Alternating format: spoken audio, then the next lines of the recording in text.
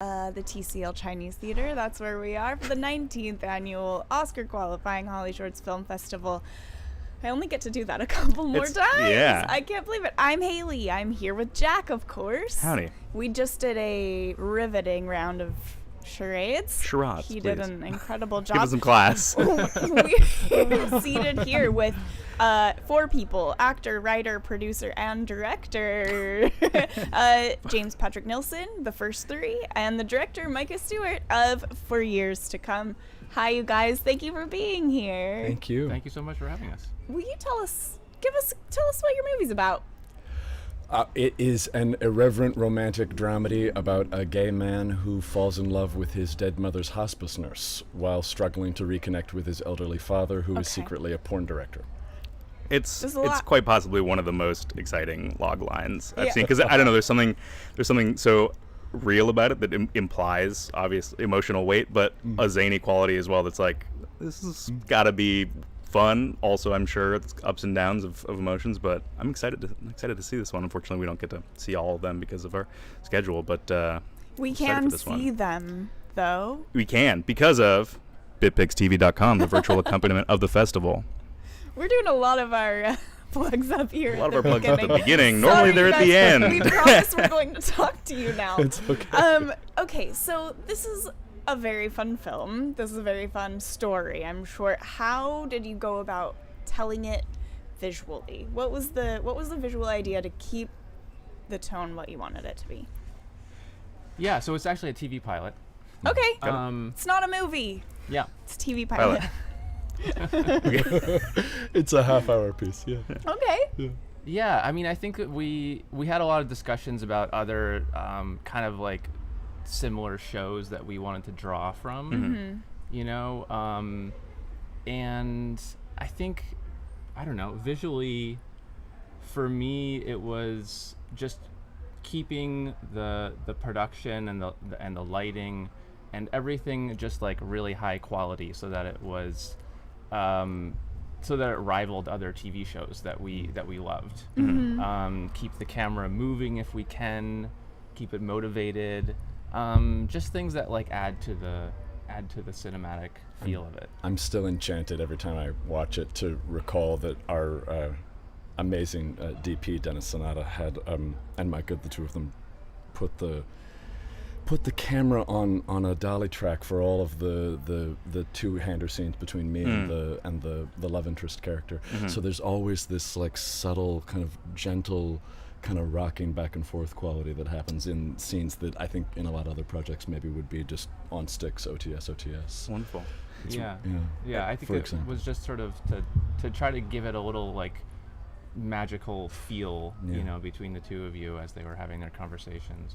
Can we talk more about how that worked? Was that a dolly track that kind of went from like one OTS to another OTS, or was it just slightly? No, it was a straight track. Okay. And we just did it on both sides of the coverage. Got it. And tried to keep it like consistent movement, so that when we cut back and forth, it was like moving the same direction on either side. Got it. That adds a fun little trick for you. Yeah. Is that something that you felt like you went into confidently, kind of not worried about the logistics of matching that up? Or did you know it was going to be a headache?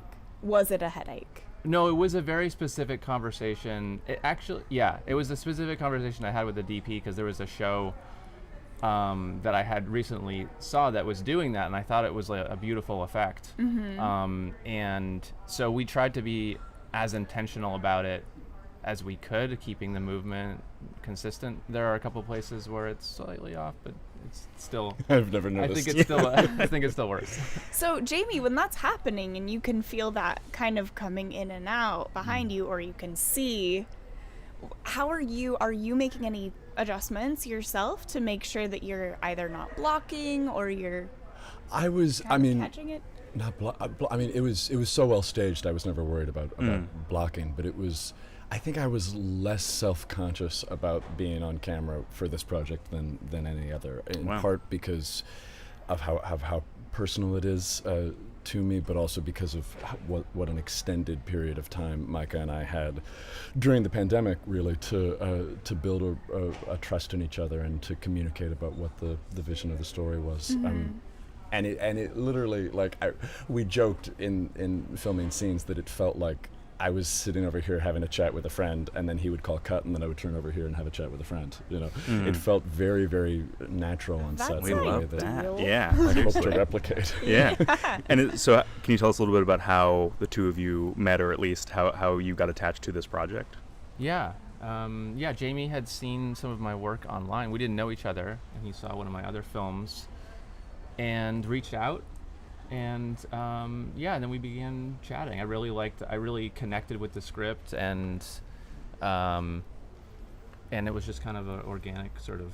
It was COVID times, so it was like it was the height of summer of 2020 when there weren't any auditions for me to go on, when all of the only work that could be made was generative work, which was actually really kind of empowering. Yeah.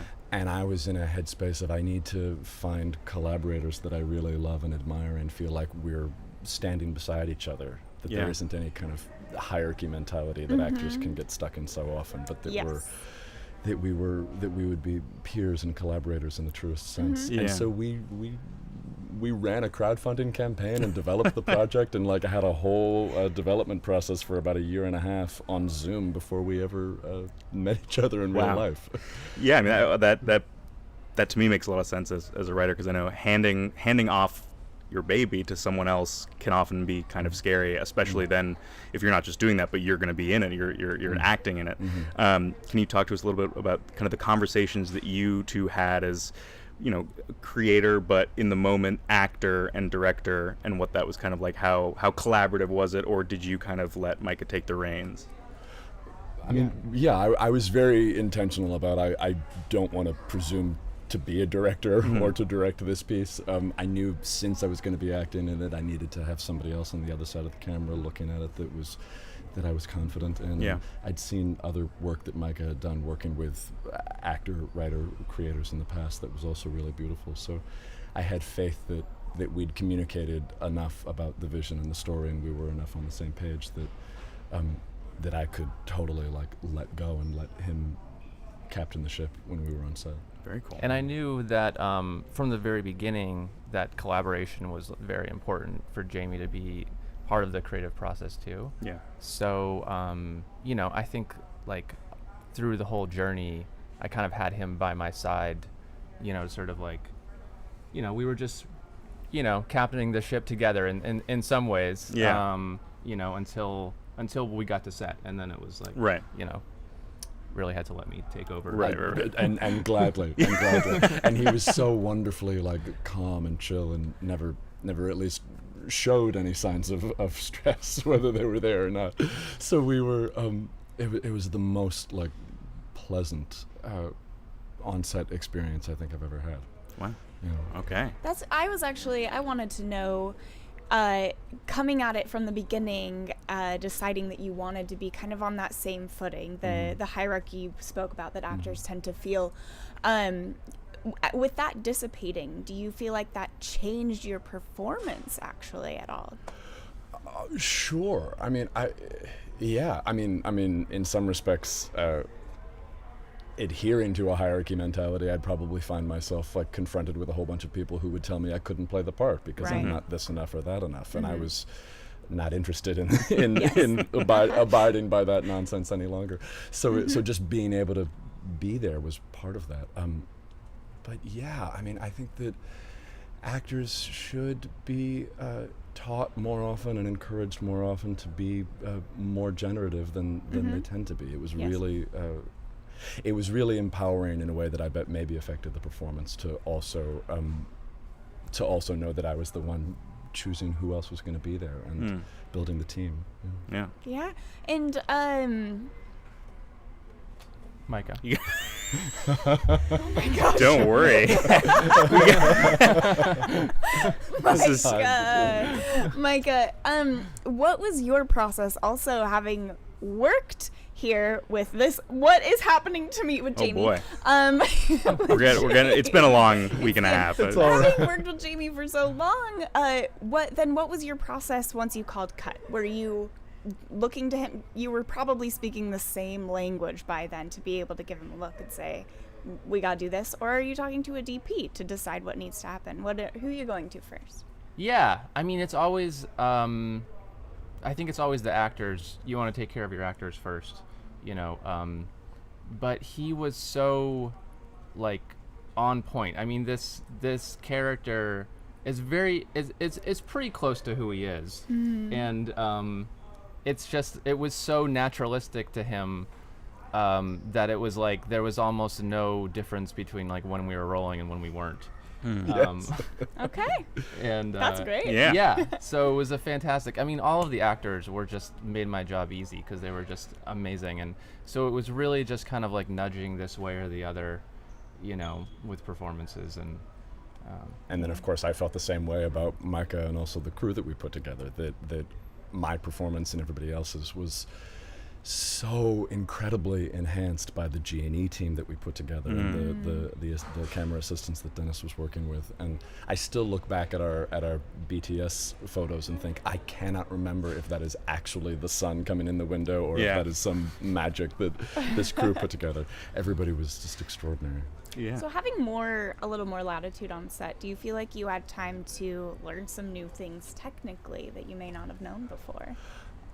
I was overwhelmed by how much technical knowledge I don't have. I would watch like Micah and Dennis speak an incredible language that was very foreign to me about lenses and aspect ratios and so forth. That was very impressive, and I was very thankful that there were people on set who knew how to do all the jobs that I don't know how to do and wouldn't presume to know how to do. And I hope that if I ever do direct something myself, that and I believe you and Dennis had this as well, that the emotional language that I do understand can be translated to the folks who have another skill set that I still don't quite understand. Yeah. Well, it's a goal of ours at Cinematography for Actors to help actors figure those technical things out. So, I mean, check us out. Everybody check us out. We actually have to wrap this up. I'm kind of sad about it. I'm sorry I forgot your names in the middle of the interview, but I do remember that you are James Patrick Stewart and you are Micah Stewart. Nope. Patrick Stewart. Nelson. Sir Patrick Stewart. Not Patrick Stewart. Wonderful actor, but yeah. Guys, I'm really cracking. I'm cracking. Indiana has her hand over her face right now. This is James Patrick Nelson. Yeah. This is Micah Stewart. I remembered. Got it. For years to come, thanks for being here. Thank you for having us. I'm fired after this. And you guys already screened. We did. So unfortunately you can't see it in person. However, bitpixtv.com, like we said in the beginning, where we normally say it now, bitpixtv.com, find it. You truly have no excuse. Thank you guys so much for being here and being wonderful guests. It was a pleasure having you. Thank you. Thank you for having me. Thanks, guys. Yeah. Thanks, everyone. This has been another episode of the Cinematography for Actors podcast. Follow us on wherever you listen to your podcast to keep up to date on new episode releases. We will be live through August 20th here at HollyShorts Film Fest. If you're here, drop in and say a little hello at the VIP lounge. We also want to thank our sponsors, Apogee, Film Tools, Roscoe, Lightstone Rentals, Canon, and First Mile Tech. As a special gift to you listeners, we've partnered with We Make Movies to get you a discount on comprehensive production insurance packages. Use code CFA23 on your intake form for 10% off your quote by visiting wemakemovies.org/insurance. If you missed any of our live streams, you can watch all of our interviews on our YouTube channel, Cinematography for Actors. And make sure you follow us on Instagram at Cinematography for Actors. You can also catch us in a more formal setting on Monday, August 14th at Japan House for a panel discussion on the importance of bridging the gap between talent and crew. You can get 20% off of your ticket purchase by using the code HSFF2023CFA at checkout. Thanks!